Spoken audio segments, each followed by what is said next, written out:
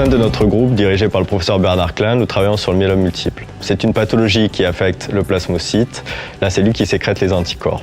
Cette pathologie demeure avec un pronostic médiocre et le projet que nous souhaitons développer vise à identifier et caractériser des biomarqueurs permettant de prédire la résistance ou la sensibilité des cellules plasmocytaires tumorales au traitement, et ce, afin d'améliorer la prise en charge thérapeutique des patients.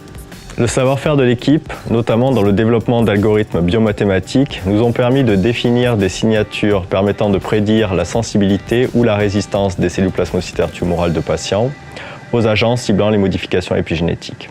Cette méthodologie peut être étendue à d'autres cancers ainsi qu'à une large gamme de molécules anticancéreuses. Les objectifs scientifiques de ce projet sont d'identifier des biomarqueurs permettant de prédire la réponse des cellules plasmocytaires tumorales à différents traitements et également de développer un chimiogramme, et ce afin de conduire le patient vers une approche personnalisée afin d'améliorer la prise en charge thérapeutique.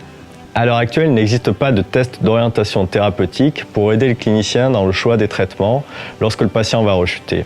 Notre projet a pour but de répondre à ce besoin et d'aider le clinicien dans le choix des traitements alors que le pipeline de développement thérapeutique dans cette pathologie est important, et également l'aider à prendre en compte l'hétérogénéité moléculaire de cette maladie.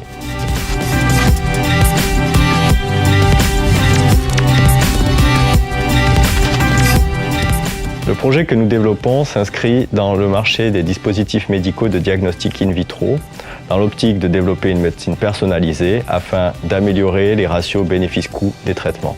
Ce projet repose sur l'utilisation de modèles cellulaires innovants développés au laboratoire. Tout d'abord, une large collection de lignées de myélome multiple.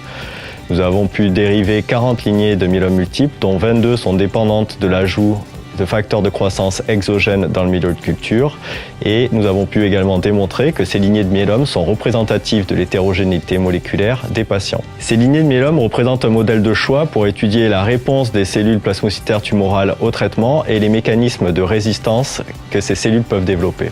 Ce projet repose également sur le développement d'algorithmes biomathématiques que nous avons pu développer au sein de notre laboratoire.